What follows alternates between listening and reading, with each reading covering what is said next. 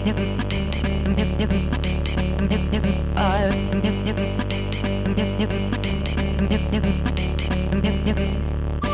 prélude de la 4e édition de la manifestation L'Histoire à venir en mai prochain, l'équipe du festival organise régulièrement des rencontres, ateliers, tables rondes intitulées « Venir à l'Histoire ». Ces rendez-vous auront lieu tout au long de l'année, au Théâtre Garonne, à la librairie Ombre Blanche, mais aussi ailleurs dans Toulouse. Ainsi, lundi 12 octobre 2020, la librairie Ombre Blanche proposait une rencontre avec Hélène Mouchard-Zay, fille de Jean Zay, et l'historien Olivier Loub, autour du verdict à l'encontre de Jean Zay le 4 octobre 1940, qui établissait un véritable procès-verbal de la naissance du régime de Vichy. Bonsoir à toutes et à tous et bienvenue pour cette ponctuation de Venir à l'Histoire. Vous savez que le festival L'Histoire à venir, la 4e édition de l'Histoire à venir n'a pas pu se tenir à cause de la crise sanitaire en mai dernier et que donc nous vous proposons, toute l'équipe du festival vous propose quelques ponctuations, non pas de l'Histoire à venir, mais de Venir à l'Histoire pour avoir le plaisir de se revoir d'ici le prochain mois de mai. Donc des ponctuations une fois par mois, le lundi et puis un gros week-end. Donc le prochain week-end d'octobre, ça sera autour du 22, 23, 24 octobre, entre le Théâtre Garonne et puis la librairie Ombre Blanche, avec ce dont vous avez l'habitude pour l'Histoire à venir, des ateliers, des labos, des présentations d'ouvrages, des rencontres, des tables rondes, voilà, des formes nouvelles pour découvrir l'histoire en train de se faire. Alors, ce soir, il nous manque une invitée. Ça fait partie on est tous habitués à ça. On vit dans un monde d'incertitude. On ne sait pas. On se lève le matin et on ne sait pas exactement ce qui se passera le soir.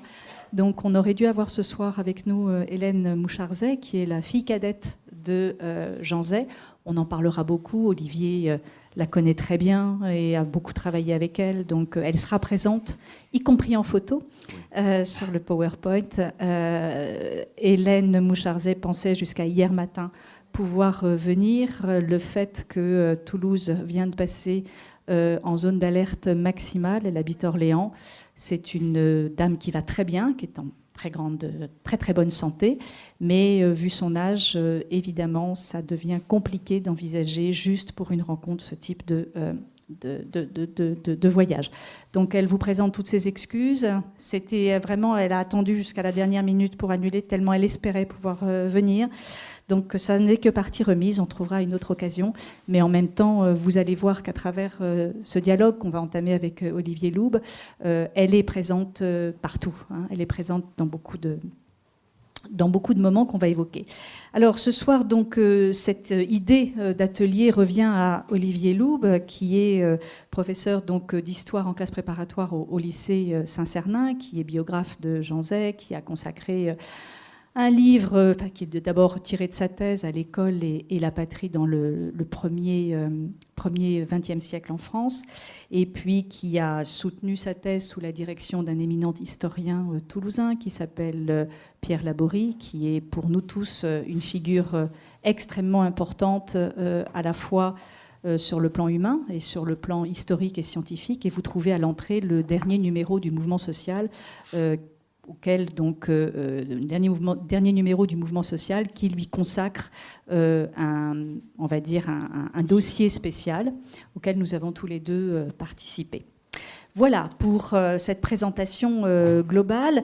Alors, je crois, Olivier, que cette idée que tu as eue de monter cet atelier, c'était d'abord une idée d'anniversaire, puisque c'était une coïncidence, c'était 80 ans, et puis revenir sur un personnage qui est absolument, qu'on redécouvre en permanence, Jean Zay, dans sa complexité et puis en même temps dans sa grandeur, parce que c'est quelqu'un qui force l'admiration dans ses choix, dans la façon dont il comprend son destin et dans la façon dont il s'engage aussi dans de multiples projets.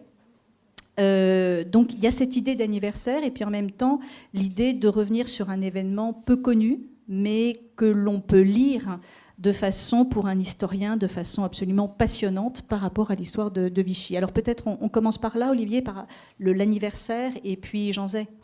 Oui, vous m'entendez bien là, parce que c'est particulier pour moi d'être à distance du micro, c'est bon, ça fonctionne bien. Oui, alors il est de bons réflexes historiens de chercher à éviter parfois la biographie, en tout cas la géographie. Et lorsque tu dis, Natacha, que c'est un homme effectivement qui suscite beaucoup l'admiration, évidemment, il y a un premier réflexe indispensable normalement quand on fait de l'histoire, hein, c'est que de prendre l'objet à la fois avec empathie, nécessaire, mais en se méfiant malgré tout, de ne pas brosser quelque chose qui soit une statue ou une statue sainte, pire, hein, une hagiographie. C'est difficile avec Jean Zay. Je voudrais commencer par ça. C'est-à-dire que son parcours, son assassinat par la milice en juin 1944, son parcours d'homme politique d'une gauche du Front populaire, qui s'est engagé pour la démocratisation par la culture, hein, c'est-à-dire la démocratisation sociale par ce qu'il appelait lui-même la popularisation de la culture, les réformes de l'école qu'il a engagées, les réformes des statuts de tous les travailleurs de la culture aussi, qui démarrent sous le Front populaire, sont quelque chose qui fait qu'il nous est infiniment sympathique et qu'on a beaucoup de joie et de plaisir à travailler sur la partie positive de sa vie, celle où il fut le créateur et l'inventeur d'une république sociale par la culture. Et ça, bien sûr, quand on est biographe ou quand on réfléchit à la biographie, c'est quelque chose dont à la fois on se nourrit et qu'on essaie de temps en temps de tenir distance. Mais franchement, avec Jean Zay, ce n'est pas facile. D'autant qu'en plus, pour notre génération, la biographie n'est pas une évidence.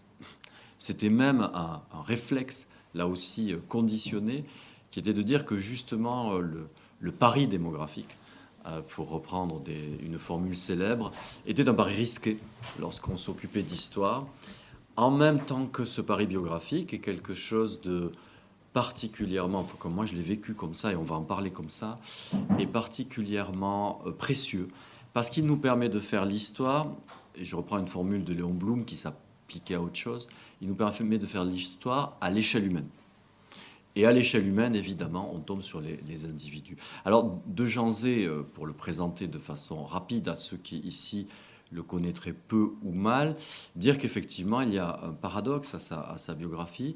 C'est à la fois quelqu'un qui est très honoré par la République, puisqu'il est entré au Panthéon en 2015, hein, il est désormais panthéonisé depuis 2015, et qu'en même temps, malgré les 66 écoles, les 21 collèges et les 6 lycées qui portent son nom en France, on ne peut pas dire que sa mémoire soit une mémoire qui soit convoquée immédiatement lorsqu'on évoque la République directement ou indirectement, et le Front populaire non plus.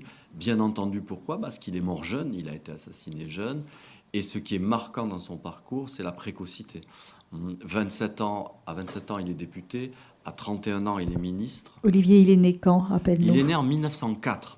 Et il est assassiné en 1944. En 1944, il n'a pas encore 40 ans, parce qu'il était né en août, il est assassiné en juin. Donc il est assassiné à 39 ans. Il est ministre donc à 31 ans, de 31 à 35 ans. Et il a un parcours extrêmement précoce, extrêmement brillant dans son temps, et extrêmement oubliable aussi, pour 2 raisons, qui sont des raisons sur lesquelles on pourra revenir. La première, c'est que dans notre pays qui est si légicentré, comparativement à Jules Ferry, il n'y a pas de loi, Jean Zay, qui soient des lois retenables pour la mémoire. Et parce qu'en fait, lui, comme le Front populaire, c'est quand même l'histoire d'un échec pionnier.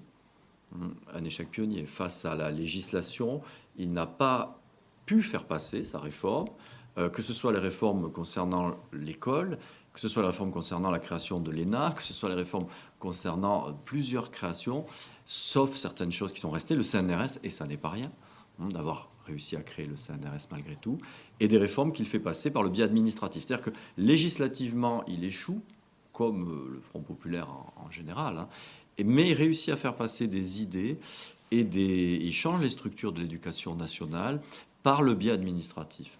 Donc, ce n'est pas très visible dans une culture politique française qui est, je répète, très centrée sur la loi, très légicentrée, pas beaucoup de place. Deuxièmement, la raison pour laquelle sa mémoire aussi est faible, c'est qu'il appartient à une famille politique qui a une mémoire politique faible. C'est les radicaux socialistes. Comment voulez-vous incarner une forme de jeunesse de la République lorsque vous êtes, après la Seconde Guerre mondiale, un des martyrs du radicalisme socialiste ? Ça paraît presque une contradiction. Il n'est ni communiste ni gaulliste pour les grandes mémoires qui vont porter ce qui sera ensuite des trames d'explication dans la culture politique. Donc il est radical socialiste, c'est un radical socialiste de gauche, parce que le radicalisme c'est très large. Et par exemple, ici, il n'était pas spectaculairement connu ni apprécié. D'ailleurs, il n'y a aucun collège ni lycée Jean Zay dans cette région radicale socialiste qu'est le Midi toulousain. Pour l'instant. On verra bien. Mais pour l'instant, il y a une école Jean Zay à Toulouse et Dieu sait que c'est important. Mais enfin, ni collège, ni lycée. Alors que si vous faites une carte de France de la mémoire de Jean Zay, vous voyez quelque chose de remarquable. C'est en fait, elle correspond à la carte des mémoires socialistes. Il est plus lié à Léo Lagrange, si vous voulez, qu'il n'est lié à la carte du radicalisme. Il est plus lié au Front populaire bloomiste, autour de Léon Blum, qu'il n'est lié à la mémoire de... Et donc, voilà aussi pourquoi cette mémoire, elle a été assez fragile. Il est mort trop jeune, quelque part, malgré une œuvre qui est pionnière, mais qui n'est pas visible dans la législation. Et il est mort, grosso modo, il était jeune, mais il avait l'âge de son régime et de son parti. C'est-à-dire, dans la mémoire, il est vieux. J'en sais, pour ces raisons-là. Alors, on peut ajouter, Olivier, parce que tu as beaucoup parlé de son action en faveur de l'école, tu as parlé aussi de son action au début de ton intervention en faveur de la culture. On peut mentionner quand même l'un des grands faits d'armes de Jean Zay, c'est d'avoir été, avec d'autres, avec toute une équipe autour de lui, à l'origine du Festival de Cannes. Oui. Il était le premier président du Festival de Cannes, qui aurait dû se tenir à partir du 1er septembre 1939, qui, pour les raisons de la guerre, bien sûr, ne s'est pas tenu, mais qui était prêt. Ça s'arrête 2 jours avant, tout était prêt, et il en était le président. Il aurait dû présider toutes les cérémonies officielles, mais plus que cela, il a été très attentif à l'organisation de ce festival, et dans le gouvernement, il fait partie de ceux, et lui est en tête, qui souhaitent la création de ce festival sur une ligne que je n'ai pas du tout évoquée pour l'instant encore, sur une ligne antifasciste. Parce que Jean Zay, c'est à la fois un démocrate pour la société, par la culture et par l'école, mais c'est aussi, au point de vue de sa position internationale, un antifasciste qui va constamment œuvrer à l'intérieur d'un gouvernement où le débat est très fort, sur une ligne que l'on appellerait une ligne anti-munichoise à l'époque, c'est-à-dire il souhaite que la France montre sa force face aux dictatures. Et pour lui, et ça c'est un pionnier dans ce sens-là, il soutient l'idée d'une démocratie culturelle. De nos jours, on parlerait d'un soft power. Donc, il souhaite qu'il y ait une démocratie culturelle qui soit, une diplomatie culturelle des démocraties face aux dictatures. Et Cannes, c'est ça. C'est l'idée de dire, il nous faut un festival international du monde libre face au festival de Venise, qui, lui, a été contrôlé par les fascismes et par le nazisme. Il est très très clair sur ce point de vue-là, et cette volonté qu'il a de s'opposer aux dictatures, elle va se voir aussi dans le début de la guerre. Alors cette histoire du Festival de Cannes, Olivier Loub l'a raconté dans un formidable livre qui se lit comme un roman, qui est à l'entrée et qui s'appelle Cannes, le festival qui n'a pas eu lieu. Oui, Cannes 39, le festival qui n'a pas eu lieu. Merci beaucoup. Voilà. Donc voilà pour une présentation un peu globale de Jean Zay. Et donc on va maintenant se rapprocher de ce fameux événement qu'est le procès de Jean Zay, qui est une zone d'ombre à la fois dans l'histoire, me semble-t-il, de Vichy et également dans l'histoire de Jean Zay. C'est quelque chose dont on parle peu, alors que, vous allez voir, ça permet, avec la lecture que va nous en proposer Olivier Loub, ça permet d'éclairer, au-delà du personnage de Jean Zay, ça permet d'éclairer, on va le voir, Vichy, et vraiment, l'essence de Vichy. Oui, c'est un procès qui est dans un angle mort des mémoires et même de l'histoire de Vichy. Si on prend, par exemple, des synthèses comme celle de Jean-Pierre Azéma, qui sont très connues, il a écrit un livre sur l'année 1940, donc pas un livre sur Vichy, sur l'année 1940. C'est un événement qui n'est même pas cité. On parle du Massilia, c'est-à-dire ce bateau sur lequel ont embarqué des parlementaires qui souhaitaient continuer à partir des colonies, à partir exactement du Maroc, la République, qu'il y ait une continuité et qui n'acceptait pas la logique de l'armistice et qui pensait, comme le pense De Gaulle ailleurs, c'est-à-dire à Londres, que la République doit continuer à exister en dehors de la métropole. Très bien. Ça, on en parle, de cet événement-là. Et à ce moment-là, j'en ai cité. Mais son procès passe complètement sous les radars, alors qu'il permet, et c'est l'objet de cet échange, cette rencontre avec vous, de définir le moment où s'invente une dictature. Il n'y a pas eu tant que ça de dictature en France, hormis celle, on y reviendra, de référence pour Jean Zay, qui est le bonapartisme au pouvoir, qu'il vit lui et qu'il pense être comme une dictature, comme tous les républicains de l'époque, d'ailleurs ce qu'il appelle le césarisme, et puis la dictature de Vichy. Vous noterez d'ailleurs que dans notre vocabulaire, la façon dont on parle de ce régime, on emploie assez rarement finalement le vocable de dictature. On va préférer celui de régime, qui est beaucoup plus neutre, certains pourraient dire beaucoup plus lénifiant. Or, ce procès qui est fait à Janzé, c'est un procès qui est fait à la République, mais qui permet de définir ce qu'est la dictature lorsqu'elle s'installe. Comment s'installe une dictature? Elle le fait ici par le biais de procès. Ce n'est pas le seul procès. Il y a celui de De Gaulle, il y a celui de Mandel, il y a celui de Zé, il y aura celui de Mendes France. Il y a toute une chaîne de procès sur laquelle on reviendra. Alors ce procès, il est peu effectivement connu, il passe sous les radars, sauf malgré tout que certains ont la mémoire, si je puis dire, longue et à bon endroit cette fois-ci. Et c'est, vous le voyez devant vous, on a souhaité avec Natacha mettre une image inaugurale qui soit une image en plus, en ce moment, elle vient particulièrement de l'actualité, une image du Hakabu. Le dessin que vous avez sous les yeux, il est reconnaissable par son graphisme, par sa façon d'organiser, y compris l'image et les références historiques et politiques. Bien sûr, il est du Hakabu. Et il est publié, ce dessin, Olivier, c'est ça aussi qui est intéressant. Ouais, il est publié le 18 juin 2014, au moment où paraît ceci, les écrits de prison de Janzé, c'est-à-dire la correspondance, mais aussi les carnets qu'il tenait en prison, et qui sont publiés justement par Catherine et Hélène, les deux filles de Janzé, aux éditions Belin, une édition critique, une édition qui a pris du temps et dont vous voyez avec son épaisseur qu'effectivement on est dans un monde qui est un monde épistolaire, où on s'écrit beaucoup. On s'écrit beaucoup, on reçoit beaucoup de lettres. Là, il n'y a que les lettres écrites. Il faut imaginer qu'il y a l'équivalent des lettres envoyées par sa femme en particulier. Mais aussi, là-dedans, on trouve quelques lettres. Et ça, pour les Toulousains, ça fera peut-être écho de Jacques Kaiser, envoyé à Jacques Kaiser ou de Jacques Kaiser, c'est-à-dire le père de Bernard Kaiser, le professeur de géographie qui fut si important à l'université Toulouse-Le Mirail dans les années 60, 70. Bernard Kaiser, c'est un des grands professeurs toulousains. Et son père, Jacques Kaiser, qui était journaliste, est un ami très proche de Janzé, parce qu'ils sont tous les deux radicaux socialistes. Ça vient de là. Donc, alors, on revient à ce dessin qui est formidable, Olivier, et qui permet justement d'introduire le procès. Complètement. Il permet d'introduire le procès, et parce qu'il permet de l'introduire par nos imaginaires et par ceux de Cabu. Que fait Cabu? Il nous présente un Janzé en prison qui écrit.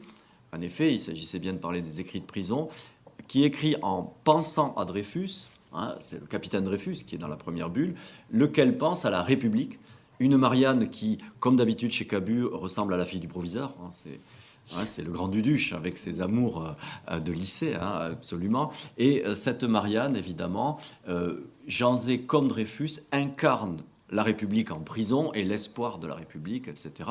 Donc, pour Cabu, le lien est immédiat entre l'affaire Dreyfus et le fait que ce procès qui est fait à Janzé, la prison dans laquelle il vit, c'est un procès qui est fait à la République. Et en prison, Janzé est la République. Au passage, Cabu retrouve une interprétation, et je ne sais pas si là n'aurait été si heureux que ça, qui est exactement celle du président de la République de l'époque, François Hollande, lorsque Janzé est panthéonisé. Vous savez qu'il y avait 4 personnages qui étaient panthéonisés, 2 femmes et 2 hommes, Germaine Tillon, Geneviève de Gaulle-Antonios, l'autre homme dont je vais absolument me souvenir, et chacun incarnant une des vertus de la République, liberté, égalité, fraternité. Et lui, Janzé, dit, lui, c'est la République. C'est-à-dire qu'il serait la somme de la synthèse. Ouais, la synthèse, c'est voilà. Et là, ce qui est très intéressant, c'est que pour nous, le lien est évident entre Janzé et Dreyfus, parce que le verdict du procès du 4 octobre que subit Janzé, c'est la même peine que celle du capitaine Dreyfus, c'est-à-dire dégradation et déportation sur l'île du Diable, c'est-à-dire vers la Guyane. Or, ce qui est très intéressant, c'est que Janzé lui-même ne s'identifie absolument pas à cet imaginaire de prisonnier et de condamné politique. Alors que c'est évident pour nous, c'est évident aussi bien pour Cabu que pour le président de la République de l'époque que pour nous.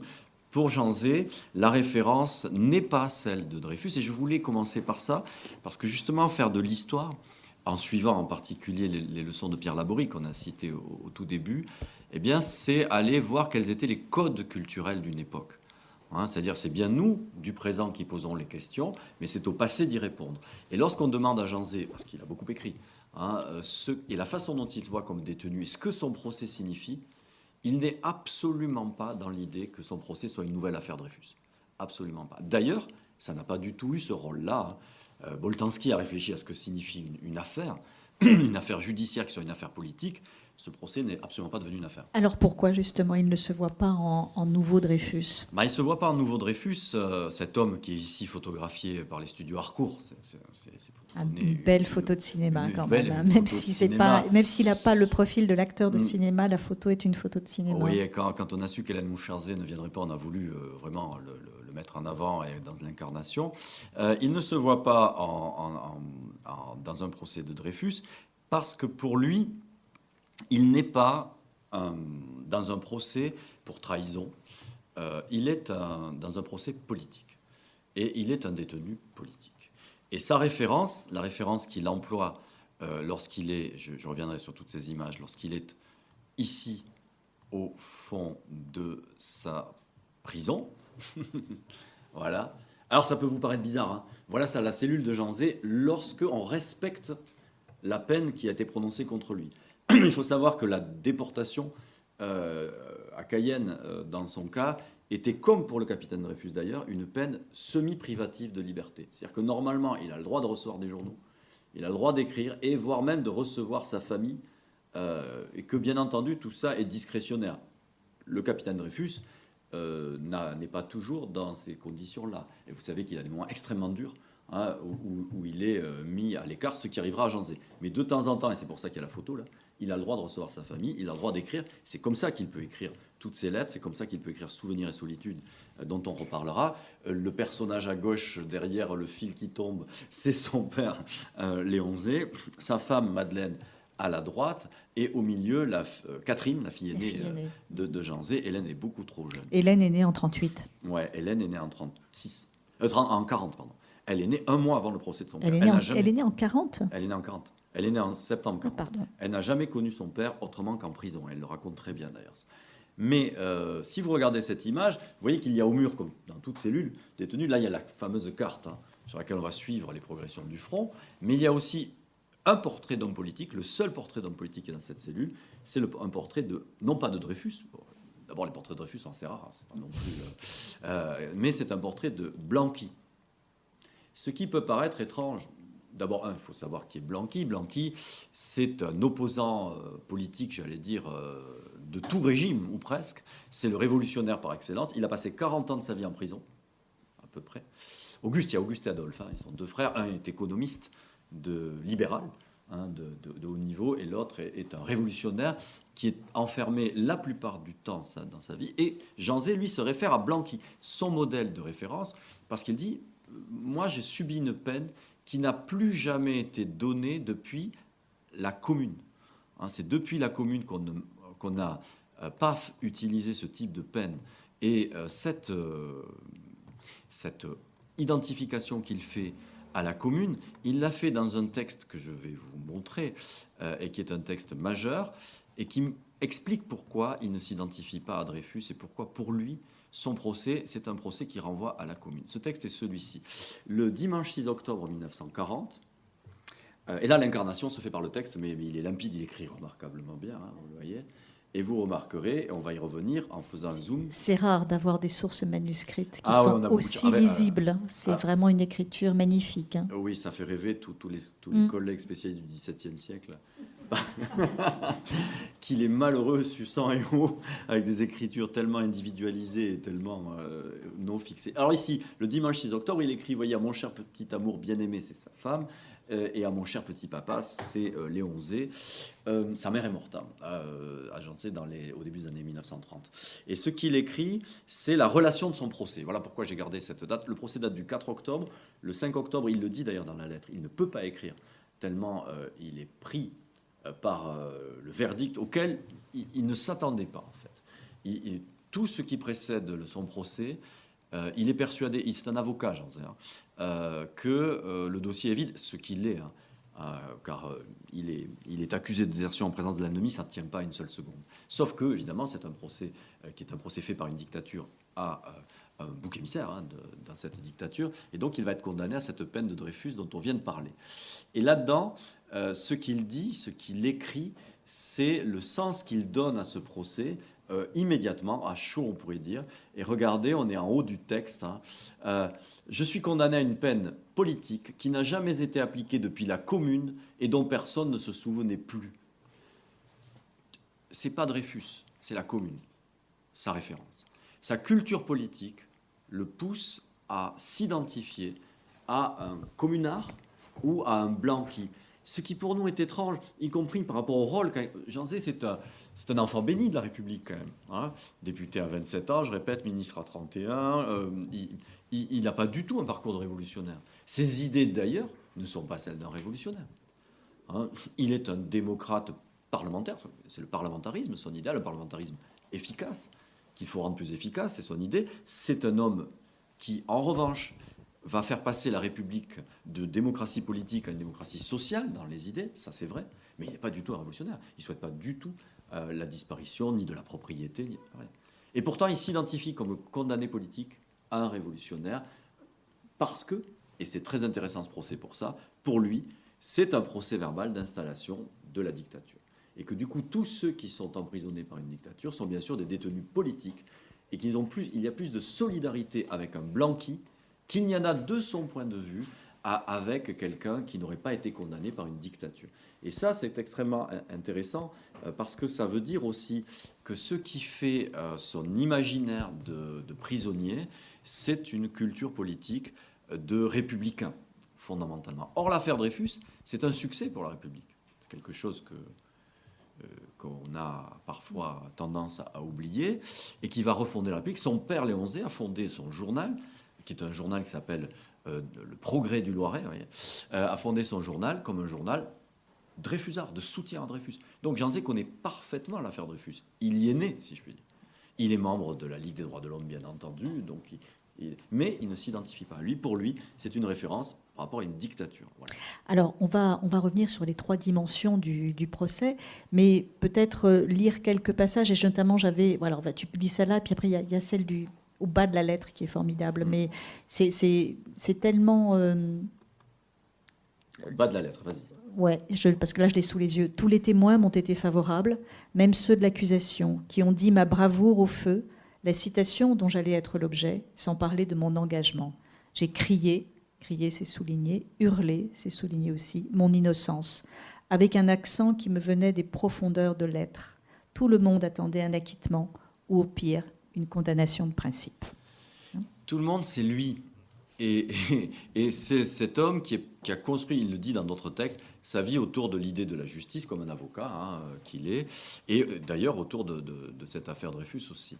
Bon, alors, ce verdict le frappe d'autant plus, et regardez justement au cœur du texte, va le frapper d'autant plus qu'il est obligé de se dépouiller de quelque chose. La seule rature de tout le texte, c'est il raye justice pour le remplacer par l'histoire.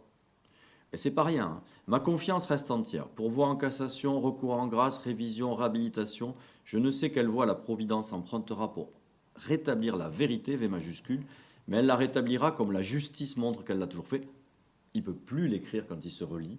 Ce n'est pas la justice qui va le montrer, c'est l'histoire. Et il en appelle à l'histoire avec son ou sa grande hache, vous ferez votre choix. Mais cette idée-là, chez lui, est extrêmement forte ensuite. Et c'est pour ça qu'il va écrire. Et il va écrire pour... d'abord, plaider sa cause au sens de dire voilà pourquoi je ne suis pas coupable. Et il écrit un texte qui s'appelle L'affaire Jean Zay, qui va être placé à la Libération, au fond de son livre qui s'appelle Souvenirs et solitude. Vous avez 30 pages pour démontrer combien ce procès est un procès inique, très bien. Et il va écrire aussi, justement, Souvenirs et solitude, qui est republié en poche et que je vous conseille. S'il y a une seule chose à lire sur Jean Zay, c'est un texte de Jean Zay. C'est Souvenirs et solitude. Après, vous irez voir les biographes s'il y a lieu. Mais d'abord, lisez-le. Et c'est un texte. Souvenirs, ce sont les souvenirs du ministre. Solitude, c'est la solitude du condamné, du prisonnier. Et il réalise avec un fil de trame, celui de sa vie, qu'il espère bien poursuivre après, sa vie d'homme politique, et un fil de chaîne, sa vie de détenu, qu'il espère bien être temporaire, mais enfin, dans laquelle il est pris, et qu'il exprime de façon absolument remarquable. Donc, cet homme, du fond de sa prison, est amené à raconter à sa famille ce procès, et c'est un procès qui lui fait abandonner ses certitudes en la justice et son espoir envers l'histoire.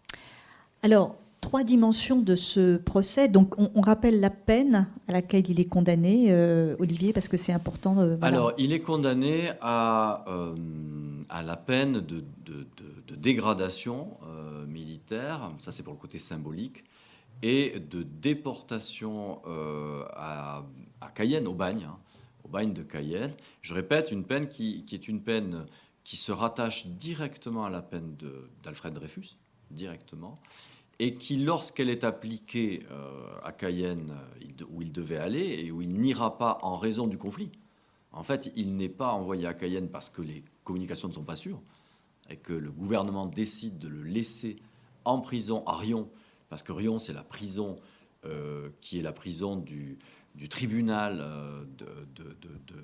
du Puy-de-Dôme et de la région.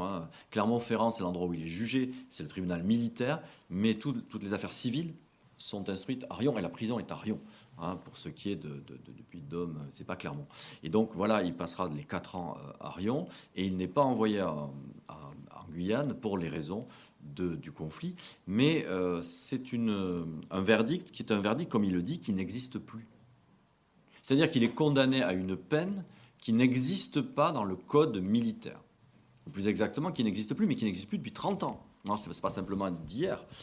Et ça, c'est typique d'une dictature. Voilà. Et donc ça, c'est la première dimension, c'est la dimension militaire du procès. Et par laquelle il faut commencer. On va voir 3 dimensions, la dimension militaire, la dimension politique et la dimension d'opinion de ce procès. Parce qu'il y a 3 plans qui jouent. Pour les besoins de l'exposition, on va les séparer, mais en fait, ils sont intriqués. Bien entendu que l'aspect militaire a pour but d'avoir un effet encore plus fort sur l'opinion, puisqu'on part d'affaires militaires. Il n'empêche que, commençons par le procès militaire, il est accusé de désertion en présence de l'ennemi. Inutile de vous dire que pour la guerre, dans une situation de guerre, c'est une accusation extrêmement grave, gravissime, désertion en présence de l'ennemi. Comment se fait-il qu'il se retrouve au front ? Parce qu'il est avocat. Voilà. Comment se retrouve-t-il militaire, cet homme ? Surtout qu'il a déjà, si je puis dire, il a déjà 35 ans lorsque la guerre commence. Il a un enfant à charge, il va en avoir une seconde. Et surtout, il est ministre. Il faut savoir que dans les règles de la République, il y a ce qui est de l'ordre de la législation et il y a ce qui est de l'ordre de la pratique. Dans la législation, un ministre est considéré comme mobilisé à son poste. Il n'a pas à aller sous les drapeaux. On considère qu'être membre du gouvernement, c'est être mobilisé pour faire la guerre. Bon. Mais dans la pratique de la Troisième République, il se trouve qu'il y a une guerre mondiale avant la Première Guerre mondiale et que les ministres, une partie des ministres, ceux qui sont les plus jeunes, 35 ans, et en particulier un qui est connu dans la région ici, c'est Albert Sarraut, qui est le frère de Maurice Sarraut, c'est la grande famille de la Dépêche, de Toulouse à l'époque et du Midi désormais. Eh bien, Albert Sarraut, lui, par exemple, s'est engagé aussi sous les drapeaux en 1916 pour suivre. Et Jean Zay va suivre cette tradition. Il n'y était absolument pas forcé. Il va s'engager dans l'armée française en septembre 1939. D'accord ? Et c'est comme ça qu'il se trouve être en uniforme pour ce procès. C'est pour ça qu'il a un procès militaire. Donc, dès le début de la guerre. Dès le début de la guerre. Septembre 1939, dès que la guerre est déclarée, il s'engage.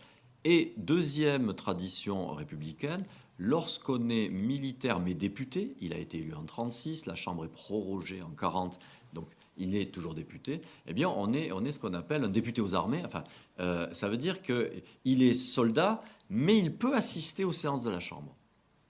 S'il le demande, il peut y assister de plein droit, c'est-à-dire que ce n'est pas un exercice dérogatoire. Il assiste même à ce qu'on appelle les comités secrets de la Chambre, qui ont été créés sous la Première Guerre mondiale, qui vont avoir lieu, il y en a 3 qui vont avoir lieu pendant la Seconde Guerre mondiale, avant la défaite. Et donc, Zay, il est député aux armées, soldat, certes, il est sous-lieutenant en fait, mais il est avec un statut très bien connu, celui d'être un parlementaire militaire, en même temps qu'il est militaire. Donc, lorsque la défaite est tellement avancée, lorsque plutôt la défaite de la bataille de France, pour parler comme De Gaulle, est tellement avancée que le gouvernement et l'Assemblée et le Sénat se replient à Bordeaux, il est absolument logique que Jean Zay, député, rejoigne Bordeaux, rejoigne la Chambre. Pourquoi ? Parce qu'elle va prendre des décisions fondamentales, évidemment, et qu'il veut y participer, bien entendu. Donc, il va quitter son régiment pour rejoindre Bordeaux, Et il quitte ce régiment en prévenant à chaque fois, et par exemple, il passe en Dordogne, il prévient le préfet de Périgueux, il part de Saint-Yrieix. Donc on le suit à la trace On sans le suit à la problème. trace sans On sait aucun problème. parfaitement tout le On temps sait où il parfaitement est. tout ce qu'il fait et d'où il est. Et il le fait, je répète, sur une base absolument légale et en plus de pratiques républicaines connues, qui est que les députés rejoignent le Parlement en période en particulier de crise et d'urgence, ce qui est le cas. Or, il se trouve en plus que son régiment est à 100 km du premier soldat allemand lorsqu'il part, le 19 juin 1940. Et que donc, il n'est ni un déserteur, ni en présence de l'ennemi. Aucun des deux motifs ne tient, si vous voulez, réellement. Et en plus, cette qualification de son acte en désertion en présence de l'ennemi, c'est quelque chose, et là pour la naissance de la dictature c'est passionnant, que l'on voit se construire lorsqu'on a la chance, ou lorsqu'on va voir son dossier, qui est le dossier le procès militaire de Janzé est accessible avec dérogation. Moi, j'ai pu le consulter au milieu des années 90. Hélène Moucharzé l'a consulté elle aussi. On est deux, je pense, à l'avoir vu, ce dossier, le dossier du procès militaire de Janzé.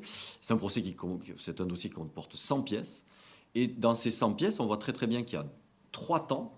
Un premier temps où juste le chef de corps signale l'absence de Janzé. Second temps où il signale, il y a eu une première intervention, qu'il s'agit, qu'on ne sait pas où il est. Alors tout le monde sait où il est, la presse parle des chambres à Bordeaux, etc. Et troisième temps, où cette première accusation, qui est de dire abandon de poste, est transformée en désertion en présence de l'ennemi. Alors, ça, c'est à la fin du mois de juillet, et Janzé ne le saura que mi-août. Il se passe à l'intérieur de la justice militaire française, il se passe à ce moment-là ce qui se passe aussi pour De Gaulle, ce qui se passe aussi pour Mandel. Georges Mandel était un très grand personnage de la Troisième République, qui avait été le secrétaire de Clémenceau pendant la Première Guerre mondiale et qui était un homme de droite, mais détesté des Maurassiens et de Vichy, parce que très anglophile et très apprécié des Anglais, de Churchill en particulier, et très patriote et anti-maurassien. Eh bien, Mandel, comme Zé, comme De Gaulle, vont connaître 2 temps dans leur premier procès. Un premier temps où les accusations sont relativement faibles. De Gaulle, par exemple, est jugé à Toulouse, ce qu'on ne sait pas beaucoup. De Gaulle, par contumace, il n'est pas là.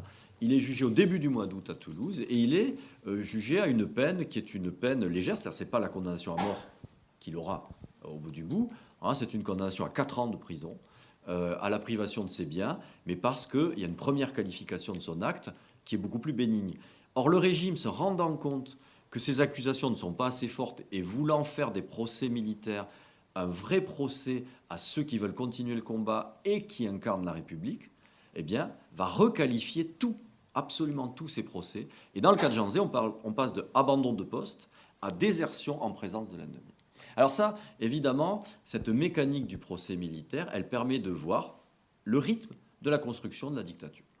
Au début, on est proche de la réalité des faits, abandon de poste, encore que ça soit faux, mais malgré tout, on est... Et après, ça devient vraiment une accusation faite pour téléguider le verdict. C'est l'accusation qui porte le verdict, d'emblée. Et ça intervient à la fin du mois de juillet.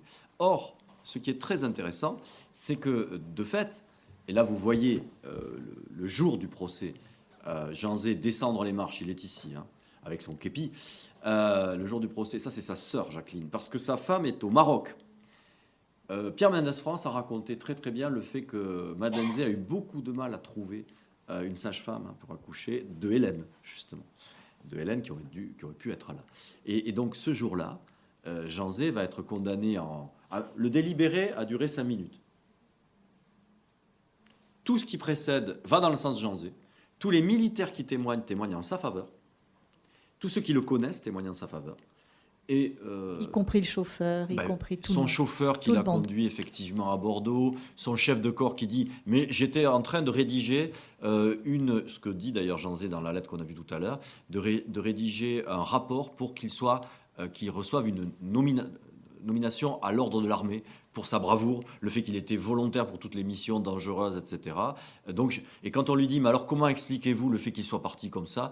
Le militaire en question répond « je ne comprends pas ». Ce qu'il ne comprend pas, c'est l'accusation. Bien sûr. Hein. C'est pas la Donc situation de Jean Zay. tous ces témoignages qui sont en faveur de Jean Zay ne comptent pour rien. Compte pour rien, voilà la salle du tribunal militaire de Clermont-Ferrand. Jean Zay, il y a une croix au-dessus de sa tête, hein, parce que ça, c'est le document de la famille. Hein, c'est issu des archives de Jean Zay. Et c'est Madeleine Zay qui a indiqué par une croix où était son mari. Et vous avez, première photo publiée sur la condamnation de Jean Zay, l'ex-ministre de l'Éducation nationale écoute un rapport d'un officier concernant sa désertion aux armées. Bon, ça ne veut rien dire. Une désertion aux armées n'a pas de... Enfin, voilà. Mais le verdict, dégradation militaire, prison, interdiction de séjour. En fait, là aussi, c'est une mauvaise information. Dégradation militaire, mais c'est aussi déportation. Alors, ce procès militaire est donc très intéressant parce qu'il dit, et je finis par là pour l'aspect militaire, parce qu'il dit que Jean Zay, plutôt que Vichy, puisqu'on parlait de procès verbal d'installation d'une dictature, Vichy a été à sa naissance une dictature militaire. C'est quelque chose qu'on oublie. Quand je dis militaire, je veux dire par là que dans le Vichy de l'été 1940, Pétain confie tous les pouvoirs qui comptent, en particulier ce qui va permettre des reprises en main, et qui n'est pas le monde fangeux de la politique politicienne pour lui. Hein. Des parlements, ça, il laisse l'aval à la manœuvre. Mais toutes les manœuvres qui comptent, c'est Darlan qui s'en occupe à Bordeaux. C'est lui qui s'en occupe par rapport aux tribunaux. Et donc, il y a un caractère qui n'est pas souvent mis en avant de dictature militaire de Vichy à sa naissance. Pourquoi ? Parce que dans l'esprit de Pétain et des militaires qui l'entourent, il est entouré de militaires. Attention, il y a des militaires qui, à ce moment-là même, comme le général de Gaulle, choisissent... je ne dis pas que ce sont les militaires. Je dis que Vichy s'installe par le canal militaire de la dictature. Parce que pour Vichy, dans ce qui est la France, le seul domaine qui tient, c'est l'armée. Et c'est l'armée qui permettra la régénération. Ce qui est à la fois un vœu et un déni. Il y a le déni de la défaite militaire. C'est bien sûr les politiques qui ont fait perdre la France. C'est les Jean Zay, c'est le Front populaire qui a fait perdre la France en n'armant pas assez, en ne donnant pas assez d'argent, ce que les historiens depuis ont démontré comme totalement faux et même inverse. On pourra en reparler. Et en revanche, c'est sur l'armée que la France doit se régénérer. Et c'est par l'armée que les politiques doivent être punis, au sens, on doit montrer que ce sont eux les responsables de la défaite par des procès qui sont militaires. L'archétype, c'est pas Jean Zay de ça, c'est Georges Mandel. Mandel n'a aucun rapport avec l'armée à ce moment-là. Il a été membre de tous les gouvernements de la Troisième République ou presque. En 1940, il n'a aucune fonction officielle. Eh bien, c'est quand même un tribunal militaire qui va le juger. Et au passage, qui va le relaxer. Et immédiatement, il est arrêté. Bien sûr. Parce que c'est une dictature. C'est-à-dire que le non-lieu qui est prononcé pour Mandel, qui est un non-lieu prononcé par un tribunal militaire, je répète, Mandel n'a rien à voir avec l'armée à ce moment-là, c'est un non-lieu qui signe immédiatement sa détention. On ne peut pas le laisser s'échapper. C'est une cible politique trop forte, on ne peut pas laisser s'échapper. Donc vous voyez, c'est vraiment une dictature au sens par l'armée. Alors, est-ce qu'il faut dire militaire ? Par l'armée qui s'installe. Et le procès de Jean Zay, c'est un archétype, c'est sûr, mais il est lui-même quand même militaire. Alors, Mandel, c'est l'hyperbole, voilà. Jean Zay, c'est l'archétype, Mandel, c'est l'hyperbole de cette caractéristique militaire de la dictature de Vichy à sa naissance. Alors, donc ça, c'est la première dimension du procès, la dimension militaire. Donc là, c'est un clin d'œil à C'est un clin d'œil à Zay. l'enfance de Jean Zay. Regardez-le, là, il est soldat. En fait, il est... Alors, sur les épaules de son père, en fait, c'est ça ? Tous les lacaniens pourront, avec cette image, construire des textes qui seront d'ailleurs très intéressants. Au passage, sa mère regarde avec fierté le fils, mais qui une fierté... fierté. Est-ce qu'il ne va pas tomber ? Oui, un petit peu inquiète quand même. Hein, et lui, il est sur les épaules de son père, il est sous la capote de son père, enfin, il porte la capote, et il a le cascadrian de son père. C'est la première permission de Léon Zay, on est en janvier 1916. Et Jean Zay était un petit enfant très patriote. Il écrit des textes que Stéphane Audouin-Rousseau aurait adoré sur le consentement des enfants à la guerre, des textes, c'est la guerre, etc., etc. C'est vraiment des textes d'enfants de guerre, d'écoliers de guerre. Donc la deuxième dimension, on en a parlé tout à l'heure, c'est donc un procès politique et c'est avant tout l'incarnation aussi d'une revanche prise sur le Front populaire, sûrement. Ah oui, complètement. Là, on peut revenir à l'image de Cabu pour y aller. Si Jean Zay lui-même ne s'identifie pas en Dreyfus, Vichy l'identifie comme la revanche sur Dreyfus, très clairement. Très clairement, le verdict le dit. Mais alors, ce verdict, il est intéressant parce que sur ce bateau qui s'appelait le Massilia et qui embarque en juin le 21 juin 1940 vers le Maroc, il y avait 4 députés aux armées. Jean Zay, Wilzer, Viennot, Mendès France. Ces 4 hommes qui étaient des militaires, députés, ayant pris ce bateau pour aller vers le Maroc le 21 juin 1940, vont tous connaître un procès.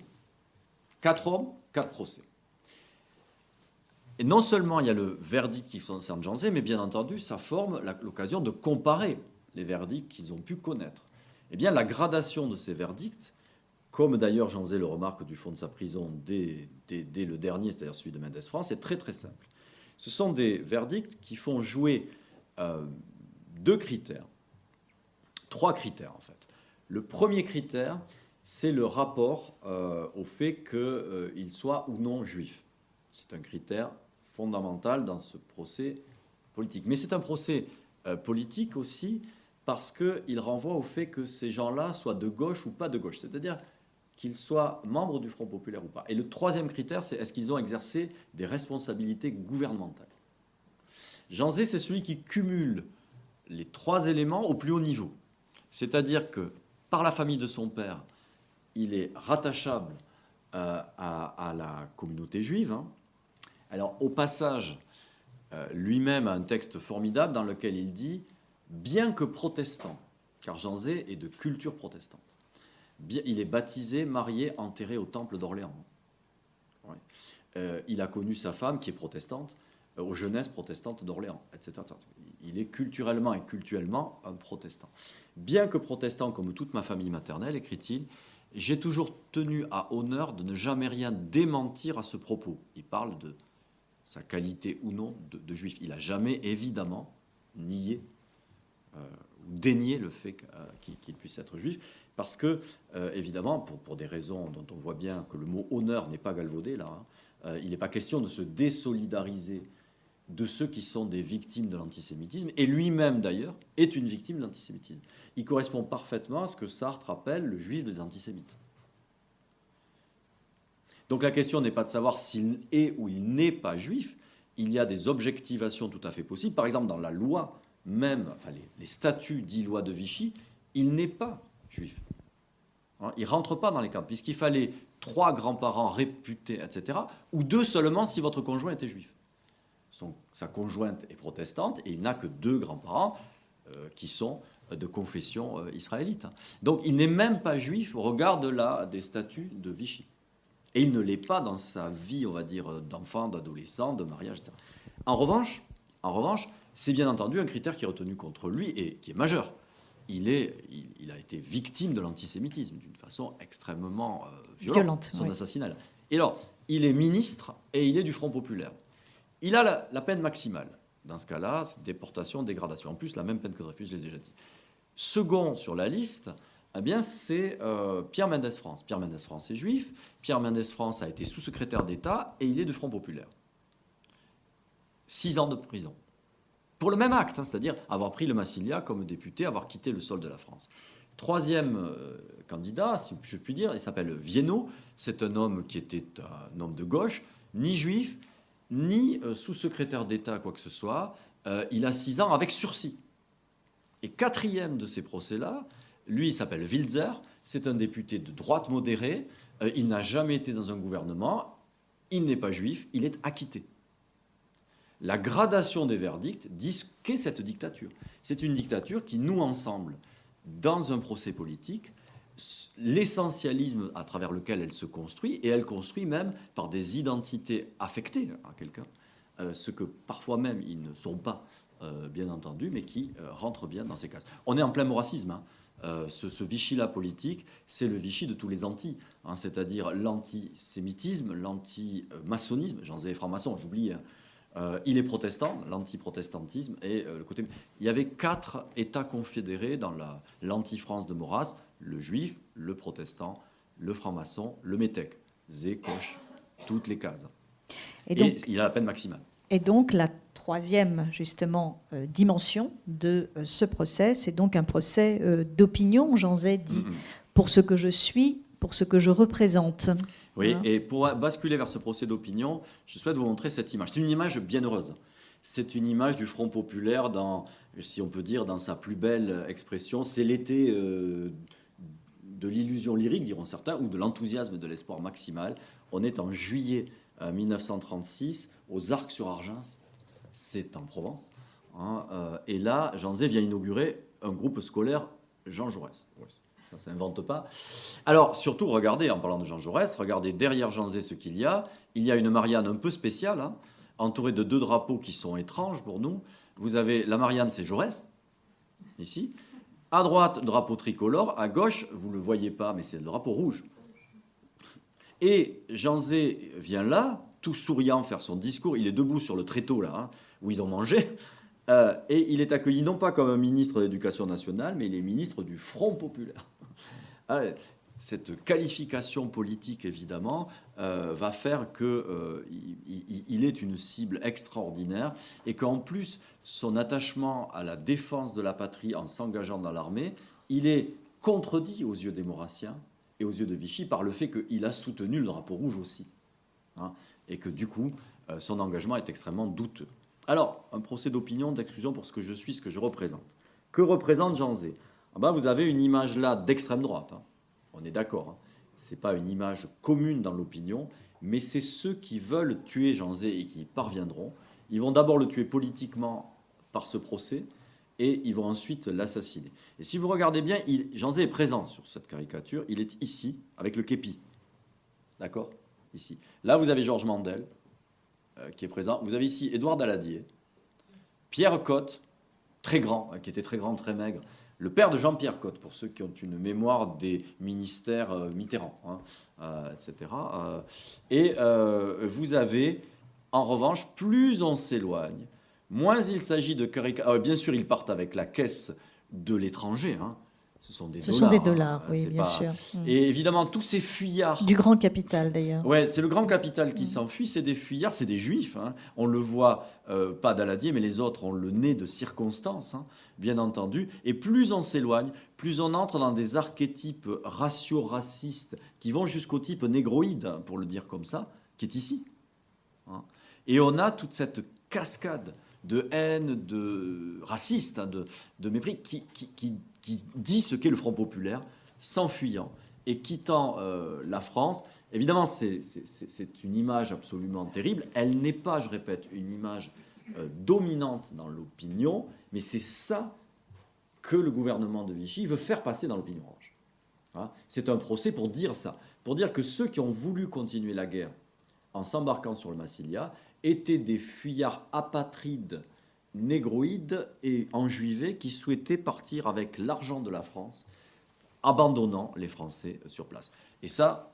Donc lâcheté, trahison, fourberie, ce sont les caractéristiques de cette population.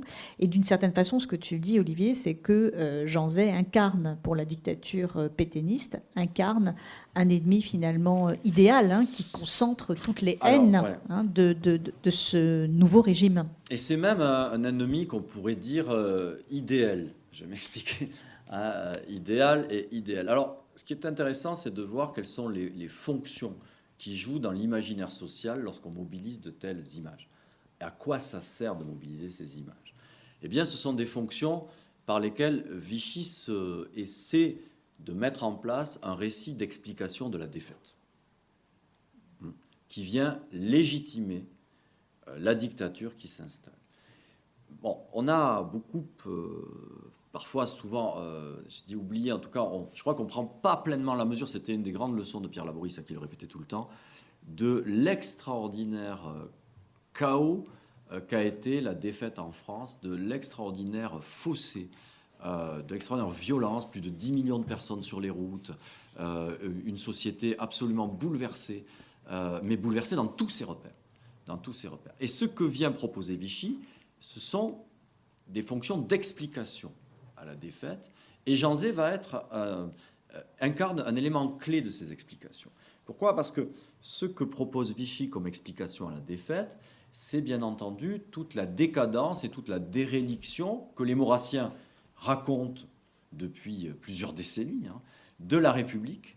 Et cette déréliction accentuée sous le Front populaire d'une façon qui va être rendue logique alors même qu'elle ne l'est pas a priori. Alors je m'explique. C'est-à-dire qu'en fait, la défaite de 1940, vue de Vichy, était une défaite inévitable en raison de l'anti-France qui était au pouvoir sous le Front populaire, mais qui était inévitable parce que ceux qui ont voulu faire la guerre, de fait, voulaient la défaite de la France. Parce que ce qui est compliqué avec quelqu'un comme Jean Zay, a priori, et on va voir que c'est très facilement réversible avec ce genre de logique, c'est qu'il s'est engagé pour faire la guerre. Que c'est par patriotisme qu'il a agi pendant la guerre, ou du moins c'est ce qu'il dit, nous disent les Maurrassiens, et que c'est aussi pour continuer le combat qu'il prend le Massilia pour un repli qui est prévu du gouvernement et de la Chambre, le président de la République devant partir par Port-Vendre, les autres partant par Bordeaux. Il y avait toute une organisation qui était prévue et que Darlan, l'amiral Darlan, bloque, en bloquant les bateaux d'ailleurs, puisqu'il est amiral, en juin 1940. Il laisse partir que cela, parce que du coup, ils vont incarner le rôle des fuyards. Ce que dit Jean Zay, ce que dit son procès, ce que dit l'épisode du Massilia, c'est que ceux qui souhaitent continuer la guerre sont à la fois les responsables de la défaite et des fuyards qui abandonnent la France. Et ça va fonctionner de façon absolument redoutable. Mais pourquoi sont-ils des fuyards et pourquoi ont-ils mené la France à une guerre qui est une guerre qui ne pouvait qu'être perdue?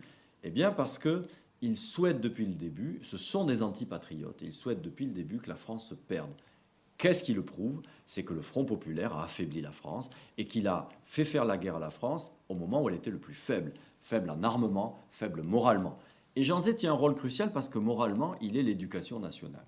On retrouve des lignes du vieux procès fait à Socrate, de perversion de la jeunesse, qui sont d'ailleurs écrites telles quelles par des journalistes de l'époque, disant que ce qui a fait la défaite de la France, c'est l'absence d'armature morale des soldats, et que cette absence d'armature morale provient d'une école, une fois de plus, antipatriote, syndicaliste, enjuivée, que Jean Zay représente 1000 fois. Donc, si vous voulez, ce procès qui est fait à Jean Zay, c'est un procès qui sert de légitimation au régime, basé sur l'explication de la défaite, par le rôle non pas de l'armée, mais des politiciens du Front populaire.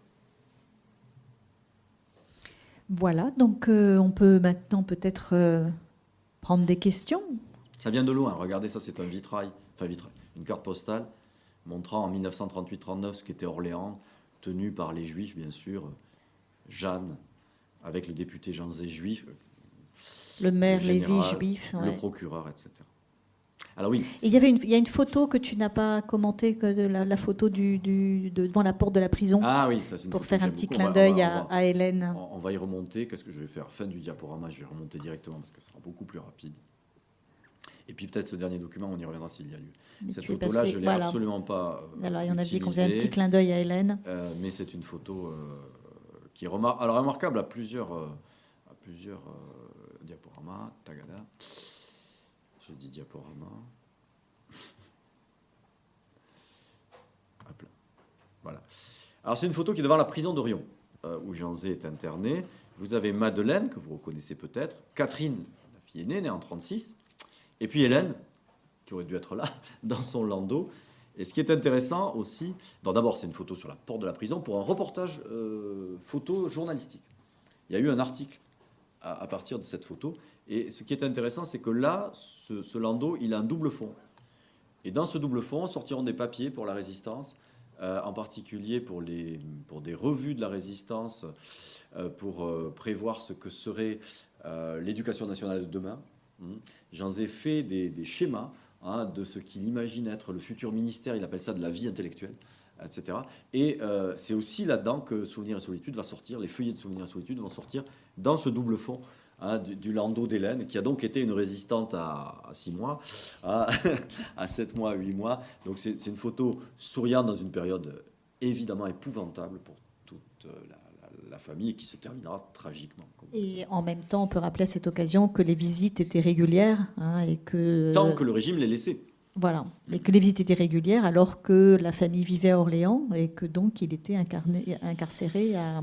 En fait, la famille est venue vivre à Riom. Voilà, c'est Elle est ça. venue vivre à Riom, à l'hôtel des voyageurs, qui se situe à 300 mètres. Moi, j'ai eu la chance de pénétrer dans cette prison qui est désaffectée désormais. C'était en 2015 avec, justement, avec, pas Hélène, mais avec Catherine, parce qu'on cherchait la cellule de son père.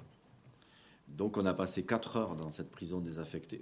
Déjà, une prison, c'est terrible, évidemment, une prison avec des gens considérable, mais une prison abandonnée, c'est un drôle de lieu, hein, avec tout ce qui reste de la vie, toutes les affiches, il y avait un quartier des femmes, enfin bon, c'était assez impressionnant, surtout qu'on ne savait pas du tout où était Et vous l'avez trouvé ? On a trouvé. On a trouvé où était cette cellule, qui avait été transformée depuis en infirmerie, etc., à partir de la cour, effectivement, une espèce de cour assez toute petite, dans laquelle il avait fait un jardin. Alors, il avait travaillé à faire un jardin, il y avait un arbre, etc., et par là, on l'a retrouvé. Mais on a passé justement 3 heures. Enfin, c'était un moment assez étrange, évidemment, qui n'a rien à voir avec le tragique de ça. Mais ce qu'on peut dire aussi, c'est que on comprend aussi avec cette photo l'importance aussi de l'engagement d'Hélène et Catherine, hein, pour la mémoire de leur père depuis des années. Elles travaillent énormément pour faire connaître donc à la fois les engagements, l'activité, les actions, hein, de leur père, et puis l'histoire, donc par des publications, par des colloques, etc. Elles sont vraiment toutes les deux extrêmement, extrêmement liées, extrêmement actives, extrêmement solidaires autour de cette mémoire. Hein. Oui, elles prolongent en cela l'action de leur mère. Madeleine ne s'est jamais remariée. Elle a pris le nom ensuite de Madeleine Janzé. Vous appelez Madeleine Janzé, oui. Et elle a été, moi je l'ai vue à la toute fin de sa vie en 1991 à Orléans, et elle était porteur de mémoire évidemment considérable, en particulier sur le plan judiciaire. Ce procès est évidemment aussi quelque chose de fondateur pour toute la famille, et qui a passé, ils ont passé toute leur vie à revenir. Bien sûr, il a été réhabilité en 1948, alors parce que oui, il faut quand même repasser par la case assassinat de Janzé et disparition du corps. Alors, il est assassiné le 20 juin 1944, mais avec quelque chose qui est typique d'ailleurs de ce type d'assassinat politique pris dans des haines extraordinairement viscérales, c'est-à-dire que c'est un assassinat qui est masqué. Or, ça va doublement réussir.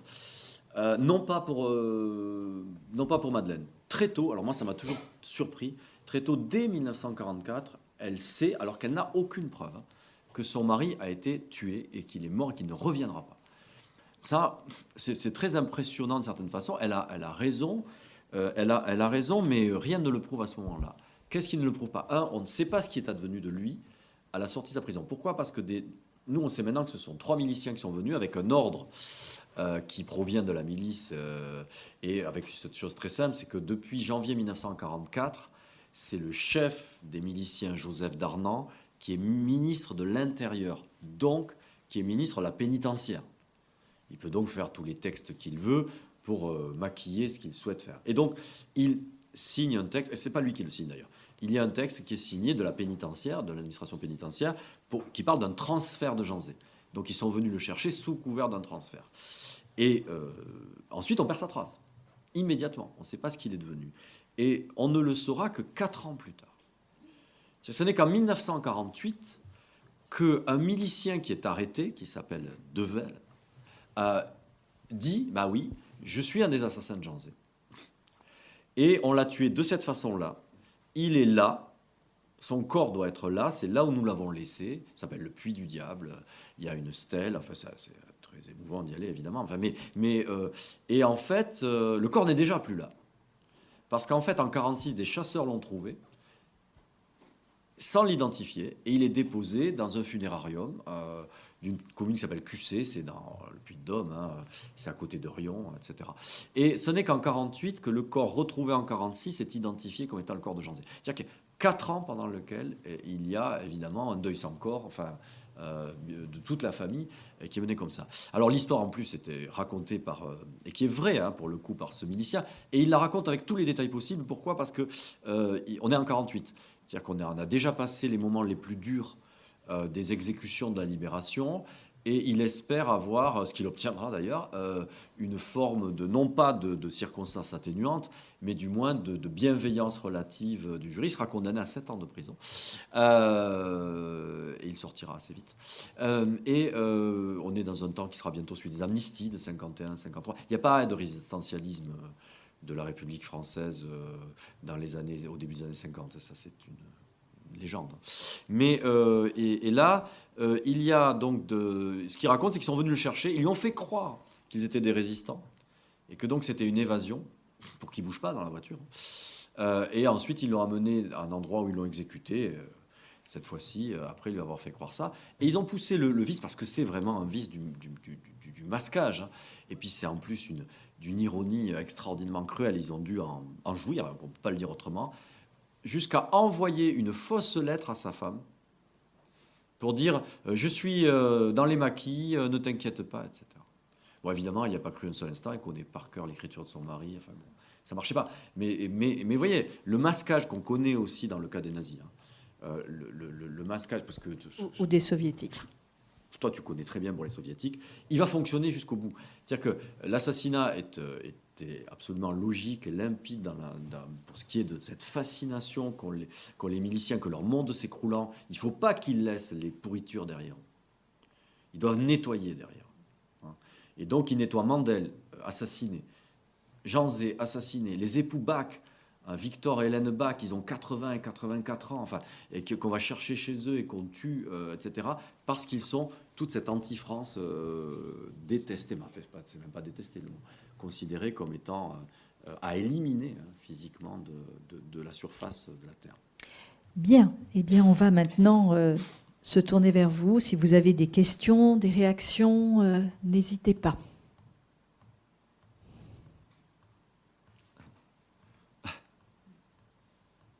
Non ? Parce qu'on peut peut-être juste dire pour terminer, Olivier, parce que moi, cette histoire, elle évoque pour moi une figure qui est extrêmement importante dans beaucoup de dictatures et qui, comme tu le disais tout à l'heure, est un élément de la légitimation politique de ces dictatures. C'est ce qu'incarne, donc, on l'a bien compris, ce qu'incarne formidablement bien Jean Zay, c'est l'ennemi intérieur. Ouais. C'est l'ennemi intérieur qui, justement, focalise toutes les haines, toutes les responsabilités des échecs, des échecs politiques. Oui, alors l'ennemi intérieur, c'est extraordinairement pratique et obsessionnel dans une dictature. Pratique parce que ça justifie toutes les dérives qui sont celles des différentes lois de suspect qu'on peut édicter sur les intentions présupposées des cinquièmes colonnes, pour prendre le vocabulaire espagnol, ou madrilène plus exactement, ou bien de ce qui serait ces corps à l'intérieur du corps qui gangrènent le corps, etc. Et ça, c'est typique des lectures qui existent très fortement dans la dictature soviétique, mais qui sont très présentes chez Pétain et dans la dictature pétainiste. Alors cet ennemi intérieur, je répète, il est très... Comment dire ça ? Il est indispensable, en fait, à la construction d'un imaginaire de répression et d'exclusion. Mais aussi, ce qu'on dit moins, c'est pas tellement que ce soit l'ennemi qu'il faille éliminer, ça c'est fondamental, mais il faut l'éliminer parce qu'il prouve que vous êtes légitime au pouvoir. Et les deux sont extrêmement liés. Ce qui fait qu'une partie de ces combats contre les ennemis de l'intérieur peut être portée par des obsessionnels, on peut penser à Louis Darquier de Pellepoix, etc., ou par des instrumentaux, on peut penser à Pierre Laval. C'est pour ça qu'il ne faut pas forcément, lorsqu'on fait l'étude d'une dictature, chercher absolument ce qui serait le monstre de haine à la tête du pouvoir ou dans le pouvoir. Il y a parfois des calculateurs, pour le dire comme ça. C'est le cas d'un Pierre Laval. Hein. Je ne dis pas que Pierre Laval n'était pas antisémite, mais ce n'était pas du tout le cœur de sa pensée politique. C'était plutôt l'anti-bolchevisme dans son cas. Mais en revanche, il joue à fond la carte de la lutte contre l'ennemi intérieur parce qu'elle le légitime à fond dans ce qu'il souhaite incarner au pouvoir. Et ce qui est paradoxal, c'est qu'il va être le plus ultra-collaborationniste, alors qu'il est certainement un des moins idéologues, je parle des idées là, des moins idéologues de tout le régime. Alors, si vous n'y avez pas de questions, peut-être pour terminer ce dernier document d'archives, Oui, alors Olivier. c'est un document qui n'est pas un document issu du procès, mais qui permet de comprendre le procès et surtout qui permet de comprendre ce que depuis le début on essaie de voir, c'est comment s'installe une dictature, mais surtout comment elle fonctionne. Alors, ceux qui ont beaucoup travaillé sur les logiques judiciaires ou administratives de la dictature de Vichy, c'est quelqu'un comme Denis Péchanski, par exemple, que je voudrais citer ici. Et lui, il dit que il n'y a pas plus utilisateurs du droit que les États de non-droit. Il n'y a pas plus attentifs au fonctionnement administratif normal que ceux qui le violent constamment. Et ça, vous avez un document qui est très modeste en apparence et qui démontre ce mécanisme-là. Il est très modeste, enfin, pas pour Janzé, mais enfin, il est modeste parce que ce n'est pas un verdict. Il n'est pas question de vie ou de mort. Il s'agit de biens matériels. Quel est le problème en fait? Et puis c'est 10 lignes hein, pour un document d'archives, c'est 10 lignes, mais ça va. Donc va le vite, directeur de la Caisse d'épargne d'Orléans se demande, en fonction des lois qui sont les lois, les statuts des Juifs, hein, ce qu'il doit faire du compte de Janzé à la Caisse d'épargne d'Orléans. On est en 41 ou en 42, je vois. En fait, on est en 42. Pour une raison simple, c'est que début 41, le CGQG n'existe pas. Donc c'est moi qui ai restitué ça. D'accord. Il n'existe pas sous cette forme-là. Donc c'est moi qui ai mis le crochet. C'est une photocopie, évidemment. Je n'ai pas touché au document original. Hein. J'espère que vous me croyez. Donc c'est sur la photocopie que j'ai mis un crochet et puis une interrogation quand même. Parce que, bon. Et donc, Janzé cherche à récupérer. Pourquoi ? Parce qu'il n'a plus de revenus, que sa famille est venue vivre à Riom et qu'effectivement, il doit faire. Sa femme ne travaille pas, son père est trop vieux pour travailler, donc il doit faire vivre la famille. Alors, ils vont y réussir grâce aux amis. Hein. Il va y avoir une formidable chaîne de solidarité autour de la famille de Janzé, mais il veut vivre de ses revenus, de ses biens, et pour cela, il veut récupérer son compte à la Caisse d'épargne. Sauf que le directeur de la Caisse d'épargne d'Orléans se pose la question de savoir si Janzé, étant juif, dans tous les textes qu'il peut lire, il doit, malgré ce que Janzé lui dit, il lui écrit que ses biens ne sont pas arianisés, qu'il doit donc pouvoir en jouir. Et donc, vers qui se tourner quand on est effectivement dans cette situation à la tête de la Caisse d'épargne? Soit on se tourne vers personne et on laisse Janzé vider son compte, mais ça c'est une autre histoire, c'est un autre genre d'attitude dangereuse malgré tout, mais à des échelles faibles. Hein. Oui, mais qui pourrait être, on va dire, identifié à un acte de résistance, ou en tous les cas de non-consentement. Voilà, de non-consentement à la dictature. Non, alors il s'en réfère à quoi? À l'administration qui, dans l'État de Vichy, peut dire qui est juif ou n'est pas juif au regard de la loi. Cette administration s'appelle le Commissariat général aux questions juives, le CGQG, qui à cette époque-là en plus a à sa tête un antisémite ultra. Il s'appelle Louis Darquier de Pellepoix. Il est vraiment... Alors lui, c'est un idéologue furieux. Hein. Et voilà sa réponse. Et voilà la réponse du CGQG. Monsieur le directeur donc, de la Caisse d'épargne, par lettre du 30 décembre, vous m'informez que votre administration possède un compte ouvert à monsieur Janzé, ancien ministre, et vous désirez savoir si ce titulaire doit être considéré comme étant de race juive. Je vous informe que monsieur Janzé doit être considéré comme étant de race juive. Votre client a quand même toute liberté pour faire la preuve du contraire. Veuillez agréer, monsieur le directeur, l'expression de mes sentiments distingués. Alors, la dernière formule est celle qui est la première qui touche. On se dit, tiens, votre client a quand même toute liberté. C'est d'une ironie violente. En fait, c'est pas ça. Et ce texte-là n'est pas du tout ironique. C'est un formulaire administratif. Il ne dit pas, on est en train en plus de se payer la tête de Janzé, à travers ça, en plus de le narguer, etc. Non, il dit simplement, nous agissons en toute légalité. Cette formule est la formule normale. Elle est applicable à Janzé comme à un autre. Sauf que le paragraphe précédent est en contradiction totale avec la législation de Vichy. Mais l'emporte quand même. Mais bien entendu, il doit être juif. Il ne peut être que juif, quand bien même la législation trop laxiste, pour les antisémites, si vous voulez, fait que Janzé pourrait échapper à cette arianisation de ses biens. Donc, non seulement il est le juif des antisémites, mais bien entendu, qu'est-ce que c'est qu'une dictature? C'est un état de non-droit qui bafoue son propre droit, qui est déjà un droit inique, pour prouver qu'effectivement, par le droit, elle est légitime à exercer ce type de décision. Ça, c'est un document que j'aime énormément comme historien, qui est absolument redoutable en fait, et qui permet, je crois, mais après avoir vu tout le reste, de définir ce que fut une dictature et ce qu'elle peut être, bien entendu, en passant par des canaux banalisant l'action administrative, la référant à des textes de loi, tout en étant totalement du non-droit. C'est une décision de non-droit absolu. Voilà, on va s'arrêter là, sauf si vous aviez des questions, mais j'ai l'impression qu'il n'y avait pas de questions, de remarques, de réactions. Et puis vous donnez rendez-vous pour la suite de Venir à l'Histoire. Ça sera le 22, donc réservez votre 22, 23, 24 octobre, qui va être très riche. Et franchement, achetez Souvenirs et Solitude. Là, je parle pas de mes livres. Là, achetez Souvenirs et Solitude. Et c'est un grand livre. Vous allez vous régaler. Jean Zay écrit comme un journaliste qui aime la chronique. C'est un vrai chroniqueur. C'est très drôle, paradoxalement.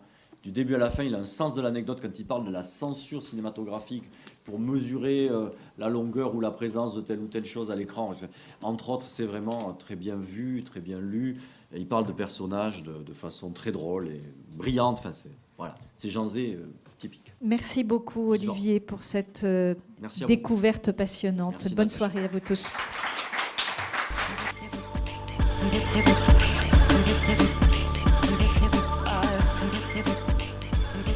Vous venez d'écouter une rencontre enregistrée lundi 12 octobre 2020 à la librairie Ombre Blanche dans le cadre des week-ends Venir à l'Histoire, en prélude du festival L'Histoire à venir en mai prochain, avec Olivier Loub et Hélène Moucharzet au sujet du 4 octobre 1940, procès verbal d'installation d'une dictature.